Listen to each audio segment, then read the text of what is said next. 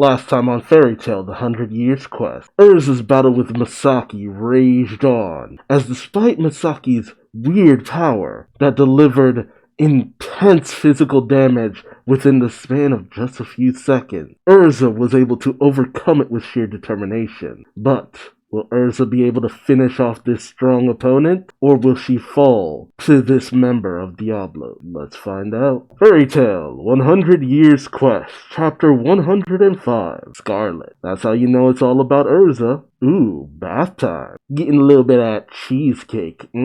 Bath time with all your best friends. Yeah, she had the, Heavenly Wheel armor, and managed to strike at Misaki. Good.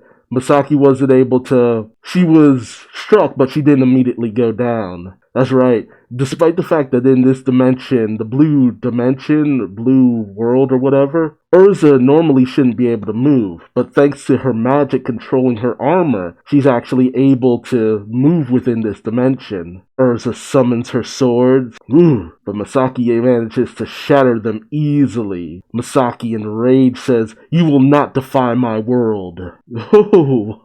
And so, while Erza summoned swords before, Misaki summons her own swords into the blue world. Erza shocked says, "Swords from space?" as she narrowly dodges all of this different weaponry. Misaki smugly says, "Did I not tell you? This is my world."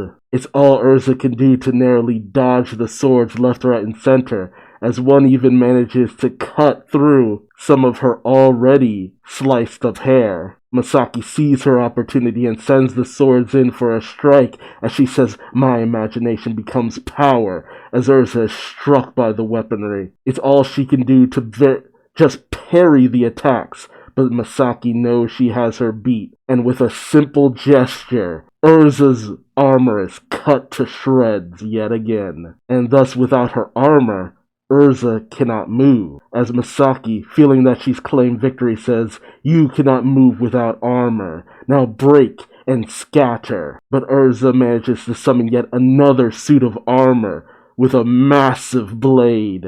And as she strikes at Misaki, she says, "My magic lets me re-equip my armor instantly. As long as I'm armored, I can move in this space." Misaki is shocked, thinking to herself, where did she get this strength? So there are people like her. Interesting. As a wicked grin slides across Misaki's face. Delighting in the battle, Misaki says, "I haven't been this serious in ages," as she sends out a torrent of force? Energy? Whatever. Right at Erza, managing to once again strike at her. Erza, confused, says, "What just happened? She tore through space?" As another torrent of energy surges towards her, and it looks as though Erza just manages to narrowly avoid it. But Erza is confused as she's struck again and again.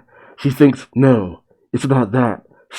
This space itself is attacking me." But the blows just keep coming, one after one after one, as Erza screams out in pain, and you see energy emanating from Misaki's hand as she floats triumphantly, as she says, "I am Misaki, one of Diablos' dark dragon slayer knights. I've used this power only once before, whilst I was sparring with Kirin." So she's only ever used this power against the one who is, the most powerful mage in their guild. And as Misaki sends out another shockwave, she defiantly says, "Consider this an honor," as Erza is hit yet again, taking another full blow. Erza says in pain, thinks to herself in pain, "I can't telegraph her attacks. Where are they coming from?" As a torrent of energy sneaks up from behind Erza, shattering her armor once again with a massive blow to her back.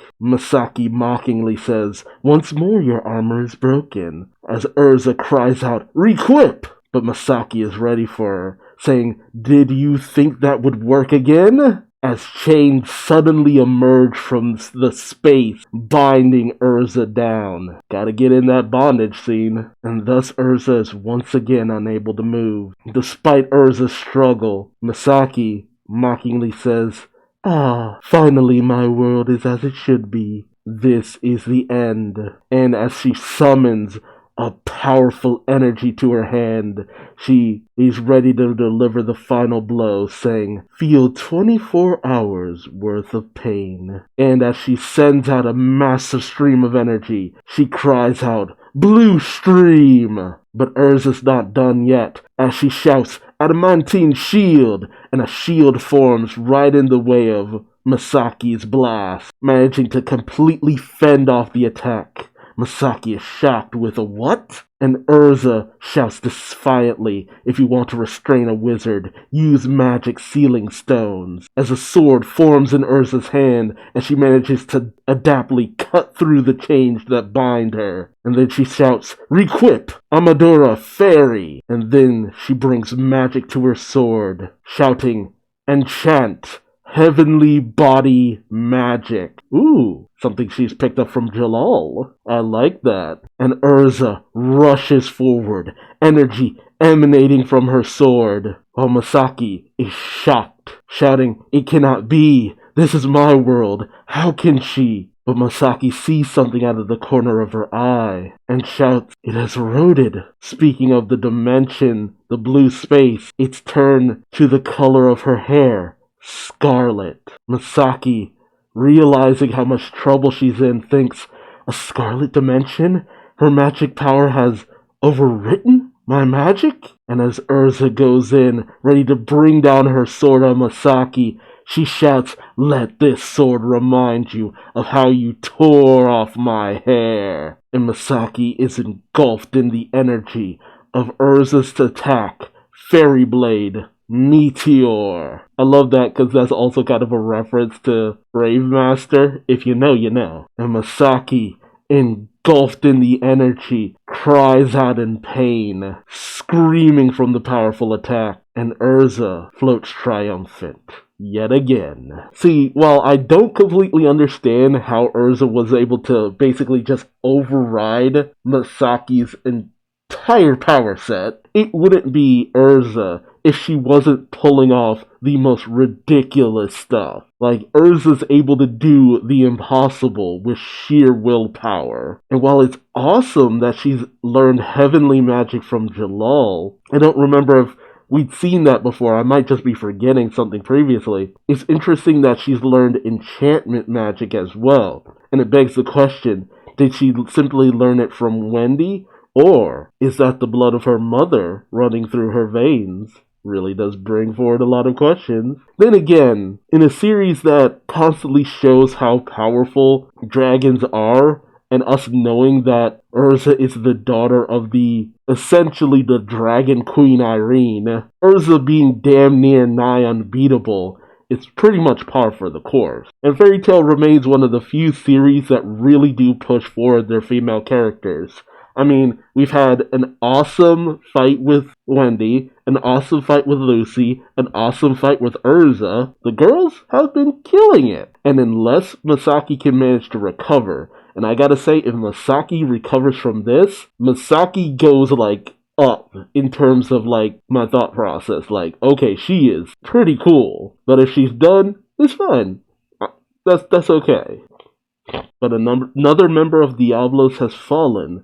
Place your bets on who's next. I'm still bummed that we didn't get a finale to the fight with Kieran versus Laxus. And I'm still feeling like Ignia is going to absolutely body Kieran. And I'm gonna hate that, because Kieran seems pretty damn cool.